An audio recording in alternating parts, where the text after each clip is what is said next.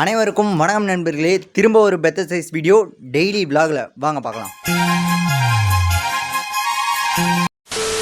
இது நேற்று எடுக்கப்பட்ட டெய்லி விலாக் தான். நைட்டு போல் டயர்டாக இருந்தனால தூங்கிட்டேன். இனி ரெகுலராக கொண்டு வரட்டுமா? ரெகுலராக இந்த மாதிரி பெத்த சைஸ் வீடியோவில் போட முடியாது. இன்னையோட விலாக ஷார்ட்ஸில் போட்டு சிம்பிளாக முடிச்சிருவேன். ஸோ சந்தோஷமாக இருங்க. நேற்று காலை எழுந்து கொஞ்சம் மீன் வேலையெல்லாம் இருந்துச்சு. அதுக்குள்ளே எங்கள் அப்பா வந்துட்டு கொஞ்சம் வேலையாக இருக்குது, லீவ் போடுறியான்னு கேட்டார். சரி லீவ் போட்டுறேன் அப்படின்னு சொல்லிட்டு மீன் வேலை கொஞ்சம் இருந்துச்சு. அதெல்லாம் நீட்டாக வீடியோலாம் எடுத்து வச்சுட்டு கொஞ்சம் டயர்டாக இருந்துச்சுன்னு பார்த்துட்டேன். அதுக்கப்புறம் நீட்டாக போய் குளிச்சுட்டு வந்துட்டேன். இந்த டைம் தலை குளிக்கல. ஏன்னு பார்த்தீங்கன்னா ஷாம்பு இன்னும் தேடி கொண்டே இருக்கிறேன். அதனால ஒரு நல்ல ஷாம்பு கடிச்ச உடனே தலைக்கு போட்டு நீட்டா குளிச்சிருவேன்.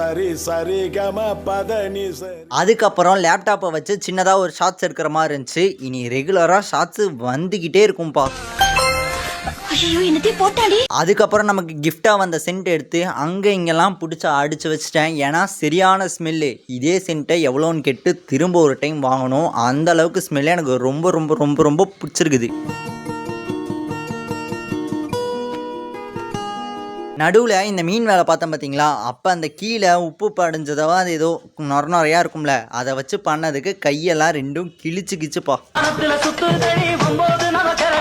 இன்னைக்கு எப்படியாவது கருப்பனை ரெடி பண்ணிடலான்ட்டு சைக்கிள் எடுத்துன்னு கிளம்பிட்டேன். அப்படியே அந்த கலண்ட செயினையும் தூக்கி அது மேலேயே போட்டு நானும் லைட்டாக வாக்கிங்லாம் போயிட்டு இருந்தேன். பாருங்க, வாக்கிங் போகிறேங்கிறேன், சைக்கிளை தள்ளிட்டு போயிட்டு இருந்தேன். சாரி, கருப்பனை கொண்டு போய் ஹோம்ல நிறுத்தினதுக்கு அப்புறம் அந்த வெயில் படுறதுக்கு செம ஷைனிங்கா பிளாக் கலர்ல சூப்பரா இருக்கிறான். அப்புறம் அங்க இங்கெல்லாம் கேட்டு பார்த்தேன், சீக்கிரம் வர சொல்லிட்டாங்க. புரியாது. அதுக்கு முன்னாடி இந்த கையில காயமாச்சு பார்த்தீங்களா, மஞ்சத்தூள் எடுத்து வச்சேன். சரியான எரிச்சல், என்ன சொல்றேனே தெரில.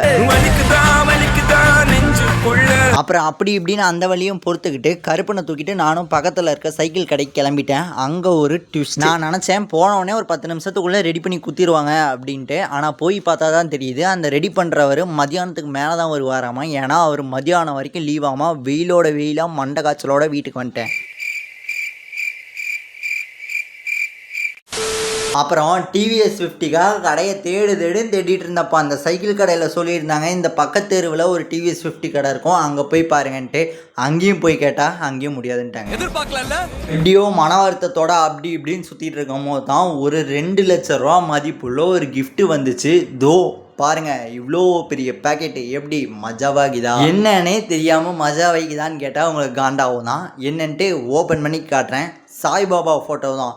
இது என்னடா 2 லட்சம் வந்துருமான்னு கேட்டிங்கன்னா, இது உள்ள இந்த கோல்டு கலராட்டு இருக்கு பாருங்க, அது ரியல் கோல்டு. ஏதோ 1 லட்சத்தி சில்லற என்னமோ சொல்லியிருந்தாங்க. பில்லெல்லாம் எங்கள் அப்பா காமிச்சுட்ருக்காரு. மேலே இருக்க இந்த உட்டே 17,000 ரூபாயாமா. இது அப்படியே எங்களுக்கு தானாமா. ஃப்ரேமு 14,000 ரூபான்னு ஷாக்கு. அதுவும் இல்லாமல் அந்த ஃபோட்டோ 4 அடி. அது வந்த நேரமோ என்னமோ எங்கள் அப்பாவோட வண்டி, அதாவது நாங்கள் யமஹால ரெட் கலரில் ஒரு ஸ்கூட்டி வச்சுருக்கோம், எங்கள் அப்பாவோடது க்ரீன் கலர். அந்த வண்டி ரெடி ஆகிடுச்சுட்டாங்க.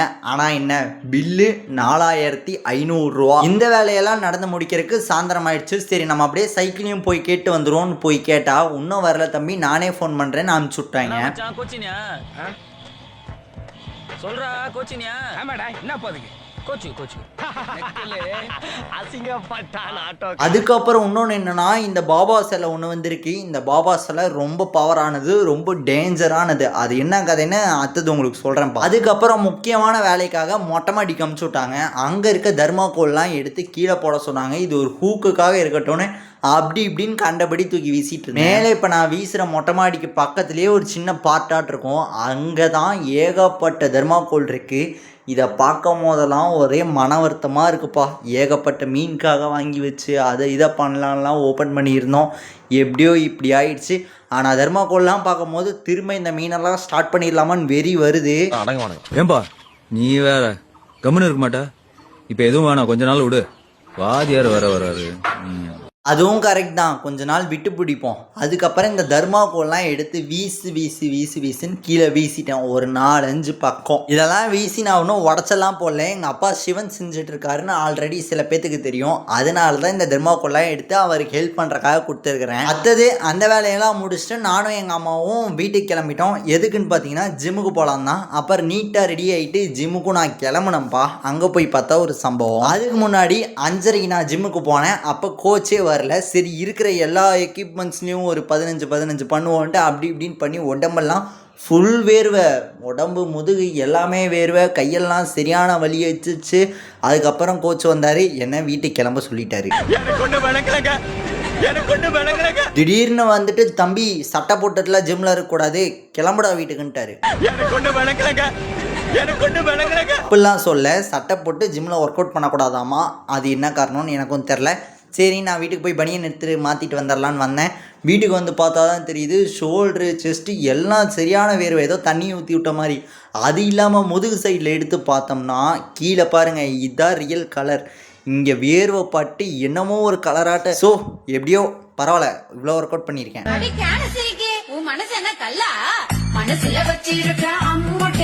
அப்புறம் நானும் வீட்டுக்கு வந்துட்டு சின்ன வேலை இருந்துச்சு, அதை முடிச்சுட்டு ட்ரெஸ் எல்லாம் மாற்றிட்டு ஃபோனை பார்த்தா ஒரு ஃபோன் வந்துருச்சு. என்னன்னு பார்த்தீங்கன்னா கருப்பனை பக்காவாக ரெடி பண்ணிட்டோம், வந்து சைக்கிள் எடுத்துக்கோங்கன்ட்டாங்க. சரி கருப்பனை கொண்டு போய் வீட்டில் விட்டுட்டு அப்புறம் ஜிம்முக்கு போகலான்னு பார்த்தேன். எங்கள் அம்மா டைமே முடிஞ்சிச்சுப்பா, நம்ம நாளைக்கு போய்க்கலாம் தங்கம், நீ இப்போதைக்கு வீட்டுக்கு அமைதியாக போயிருந்துட்டாங்க. கருப்பம் பாருங்கள் சும்மா மாசாக இருக்கிறான். கொஞ்சம் ஒரு 2 நாள் விட்டு அப்புறம் நீட்டாக கழுவி விட்டோம்னா சூப்பர் ஆகிடுவான். சாயந்தரம் போல் சரியான பசி, வீட்டில் இருக்க ஸ்நாக்ஸ்லாம் எடுத்து அப்படியே கொஞ்சம் கொஞ்சமாக சாப்பிட்டு முடிச்சிட்டேன்ப்பா. ஆல்ரெடி ஜிம்முக்கு போய் சரியான வேர்வை, சரி கொஞ்சம் குளிச்சிடலான்னு பிளான் போட்டேன். அதான் எங்கள் சித்தப்பா வீட்டுக்கு போய் சாமி வேறு கும்பிடணுமே, அதனால் முதல்ல குளிச்சிடணும். நீட்டாக குளிச்சுட்டு கொஞ்சம் ஒரு நைட் ட்ரெஸ் மாதிரி ஒரு ட்ரெஸ்ஸு இதே கலரில் இதே பேண்ட் ஒன்று இருக்கும், அதை எடுத்து போட்டுக்கிட்டேன். அடுத்தது என் தம்பிட்டையும் எங்கள் அம்மாட்டையும் கொஞ்சம் ஒரு பேச்சை போட்டுட்டு இருந்தேன். சரிங்க சரிங்க, நல்லா பல்லு தெரியும். எங்கள் அம்மா ஏன் தெரியுமா இவ்வளோ கோவமாக மூஞ்சி வச்சுன்னுக்குறாங்க, நான் சொல்கிறதே கேட்க மாட்டேனாம்மா. அதனால எதுவுமே அவங்க பேசவும் மாட்டாங்களாம்மா, எதுவும் என்கிட்ட சொல்லவும் மாட்டாங்களாம்மா. ஏத்தக்குட்டி போட்டு விட்டானே. என்ன அடிச்சிங்களா? இல்ல மேடம், நகையை ரெக்கவர் பண்ணும்போது. பேசாதீங்க, சொல்லுங்க. இல்ல நகையை ரெக்கவர். பேசாதீங்க, சொல்லுங்க. எப்படியோ எங்கள் சித்தப்பா வீட்டில் போய் சாப்பிட வேண்டியதெல்லாம் சாப்பிட்டு வரும்போது லைட்டாக இன்னும் கொஞ்சம் பசிச்சுது. ஸோ அங்கே பக்கத்தில் இருக்கிற பரோட்டா கடையில் போயிட்டு ஒரு பரோட்டா ஒரு கலக்கி, சாரி 2 பரோட்டா ஒரு கலக்கி சாப்பிட்டு வச்சு சாப்பிட்டு நாங்களும் வரோம். நைட் நேரம் அப்படி ஒரு டிராஃபிக். அப்புறம் எப்படியோ வந்துட்டோம். வேலை இருக்கும்போது மூளை சாப்பிட்டோம், கோழி சத்தம். இந்த சிவனை பற்றி செய்கிறாருன்னு சொல்லியிருந்தோம் பார்த்தீங்களா, அப்போது ரீல்ஸ் போட்டதில் ஒருத்தங்க அவங்களுக்கு சிவன் வேணும் அந்த மாதிரிலாம் சொல்லி நிறையா என்கொயரிமெண்ட் போயிட்டுருக்கு. உங்களுக்கு எதாவது வேணா கீழே கமெண்டில் தட்டி விடுங்க, நான் எங்கள் அப்பா நம்பர் கொடுக்குறேன், அப்புறம் கான்டாக்ட் பண்ணி பேசிக்கோங்க. அடுத்த வீடியோவில் பார்க்கலாம். டாடா போய். இந்த காரி மூஞ்ச கதையெல்லாம் ஒரு காவிய கதை மாதிரி இங்கே வந்து சொல்லி அங்கே டைமை வேஸ்ட் பண்ணுகிறேன். போட மரியாதையா.